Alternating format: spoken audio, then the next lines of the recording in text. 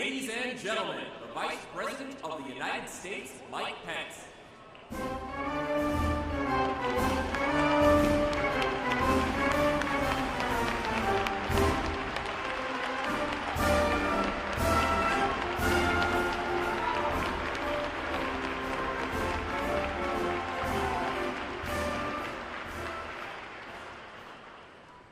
At ease,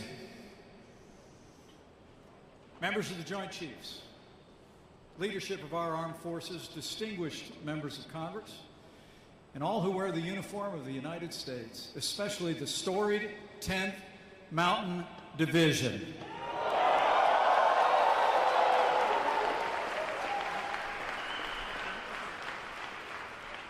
It's a great honor to be here today with all of you. As our President, with the strong support of Congress, will take decisive action to make the strongest military in the history of the world stronger still.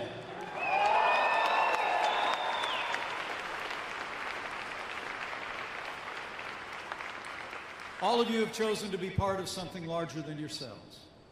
You've chosen to serve in the armed forces of the United States of America, and let me assure you, you have a champion in the 45th President of the United States of America, President Donald Trump. It's true.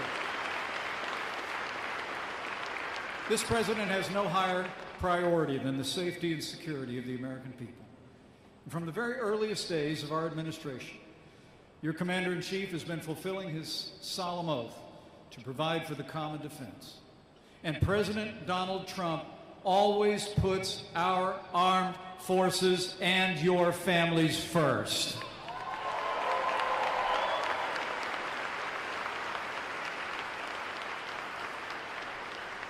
I've seen it firsthand. On our very first day in office, I witnessed President Trump protect our military from a government-wide hiring freeze, and in May of last year, he signed the largest increase in military spending in nearly a decade. And with the leadership and support of this Commander-in-Chief, our armed forces have taken the fight to the terrorists of ISIS on our terms, on their soil. Their caliphate has crumbled, and soon we will erase ISIS from the face of the earth.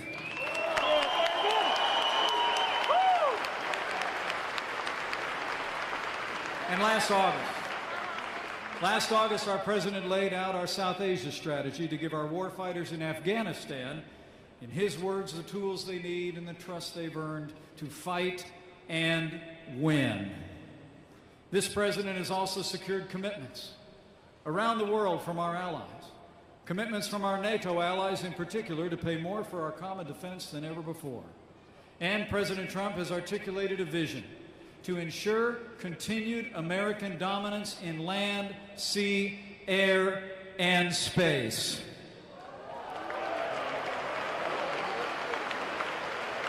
And last fall, our President led negotiations with both parties of Congress, and President Trump signed into law the largest increase in our national defense in a generation. Under President Donald Trump, the days of arbitrary budget cuts to our national defense are over.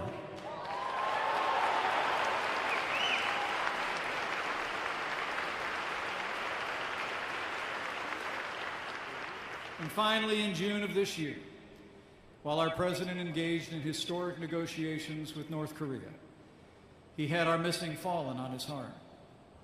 And as the nation witnessed just a few short weeks ago, thanks to the leadership and compassion of this Commander-in-Chief, our boys are finally coming home.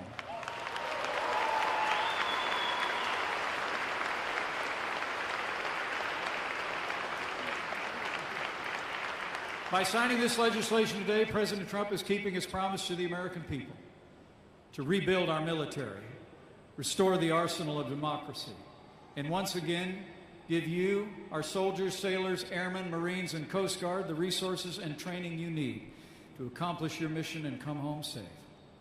The armed forces of the United States of America are the world's greatest force for good, and you can be assured President Donald Trump and our entire administration will never stop fighting for you who fight to defend this nation, past, present, and future.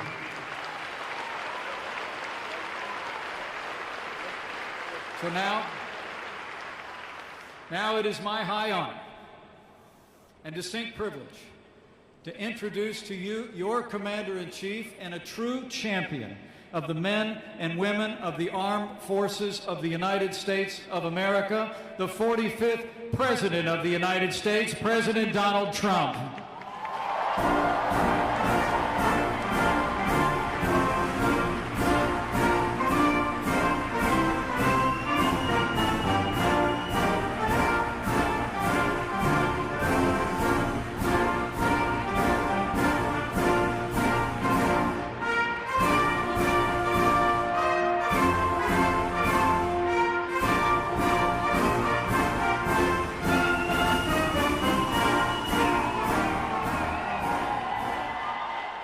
Everybody. It's a great place. I've been here before.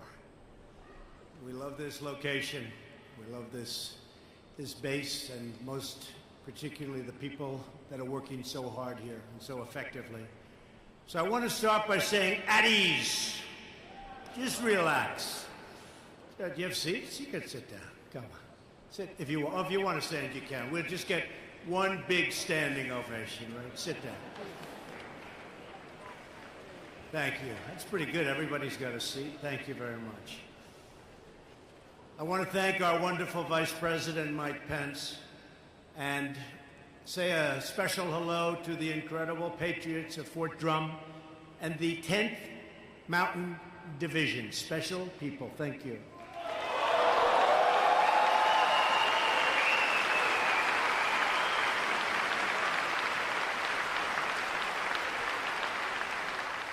A few moments ago, I witnessed your extraordinary capabilities firsthand during an artillery raid demonstration, so I'd like to begin by applauding the 10th Mountain Division Combat Aviation Brigade, along with the 3rd Battalion, 6th Field Artillery.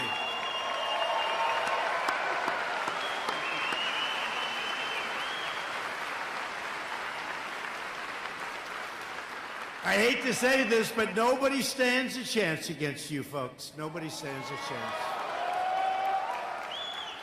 I'm here today to sign our new defense bill into law and to pay tribute to the greatest soldiers in the history of the world, the United States Army. Thank you. Thank you. The National Defense Authorization Act is the most significant investment in our military and our warfighters in modern history, and I am very proud to be a big part of it. It was not very hard. You know, I went to Congress, I said, let's do it, we got to do it. We're going to strengthen our military like never, ever before, and that's what we did. I want to say very strongly, there is no better place than right here at Fort Drum to celebrate its passage. No better place. After years of devastating cuts, we're now rebuilding our military like we never have before, ever. Because we know that to survive and having that survival of our freedom, it depends upon the might of our military.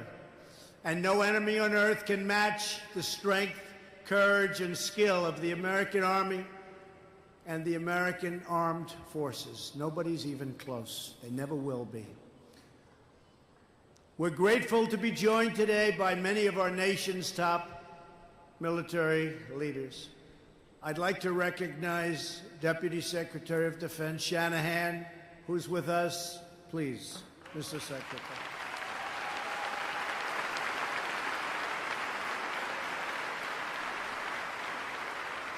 People I've heard about all my life. Very prestigious title. I always loved the ring. The Joint Chiefs of Staff, right? That's got a good ring. Anybody in the audience going to be a member of that someday? I think so. Raise your hand. If you think you're going to make it, raise your hand. Go ahead. Oh, come on. That's all? Only a few? I don't know. I want to thank General Dunford, General Milley, General Neller, Admiral Richardson, General Goldfein, General Engel, and Vice Admiral Ray. Thank you all for your leadership. You're magnificent. We appreciate it very much. Thank you. Thank you.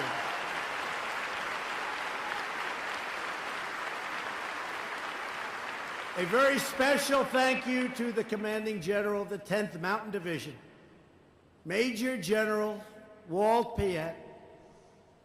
What a special man. Walt, I want to thank you. Where's Walt? Where is Walt? Walt, thank you very much. Thank you. Thank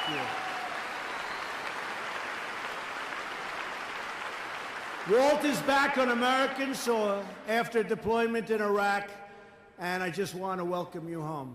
You have tremendous respect. They have great, great admiration and respect for you, Walt. Thank you very much. I also just had the chance to meet Division Command Sergeant Major Jason Rourke, along with 10th Mountain Division Soldier of the Year, Michael Lima. Where's Michael? Where is Michael? Soldier of the Year. Michael.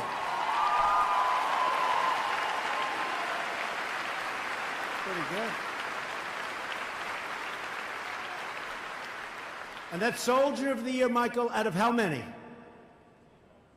How many? That's a lot of soldiers.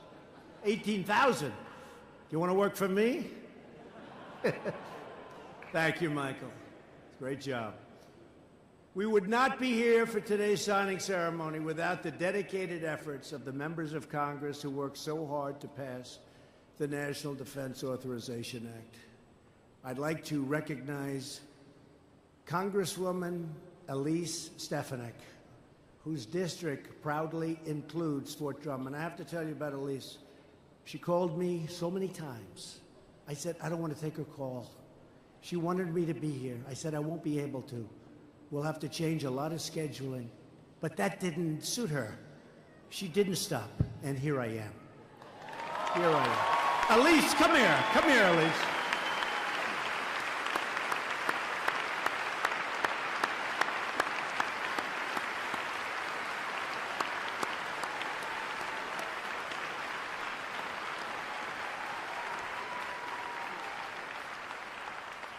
Thank you, Mr. President. It is truly an honor to welcome you to Fort Drum, home of the historic 10th Mountain Division, the most deployed unit in the U.S. Army since 9/11.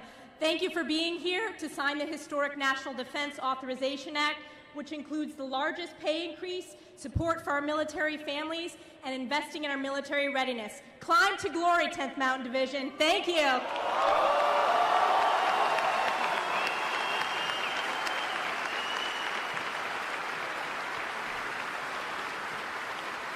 She's an incredible representative. I also want to thank Representatives Don Baker, Dan Donovan, and Joe Wilson, who are with us today also. Thank you. Where are you? Stand up, please. Hi, Dan.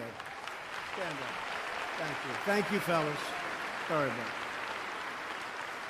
There's another member of Congress here today who is not only an Air Force veteran, but the first woman ever to fly a fighter jet in combat in U.S. history. And I've gotten to know her very well, and she is terrific. Congresswoman Martha McSally. Congresswoman. Thank you, Martha. Thank you for being here. Thank you very much. Thank you all for fighting for our military and for fighting for our vets. Nobody has made more progress on anything than what we've done with our vets. We have choice approved. You know that. We have so many other things approved for our vets, and it's really moving along well. I think maybe almost as important as choice is accountability. Now when we find somebody not treating our vets properly, you know what we say, right? You're out, get out, you're fired, get out. They couldn't do that. They couldn't do that. Now they can do it. Now they have to treat our vets properly. Our vets are our great people, and they get treated properly. So you have choice and you have accountability, and nobody thought that would ever get approved. They've been trying for many, many decades. Finally, I want to thank a very special group of patriots at Fort Drum all of the amazing spouses and family members whose love and support make your service possible, whether you like it or not. They make it possible. Please, thank you.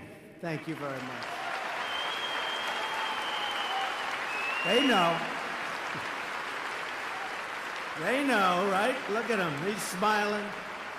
They know. Last year, we secured a historic $700 billion to rebuild our military, and now the National Defense Authorization Act paves the way for another 1,700. Listen to this now. So we've been trying to get money. They never gave us money for the military for years and years, and it was depleted. We got $700 billion, and next year, already approved, we have $716 billion to give you the finest planes and ships and tanks and missiles anywhere on earth. Nobody makes them like we do. And very, very far distant in this case. Jobs are very important in all cases, but in this case, military might is more important than even jobs. But all of this equipment is made right here in the USA, and it's the best equipment on earth. Nobody makes it like we do.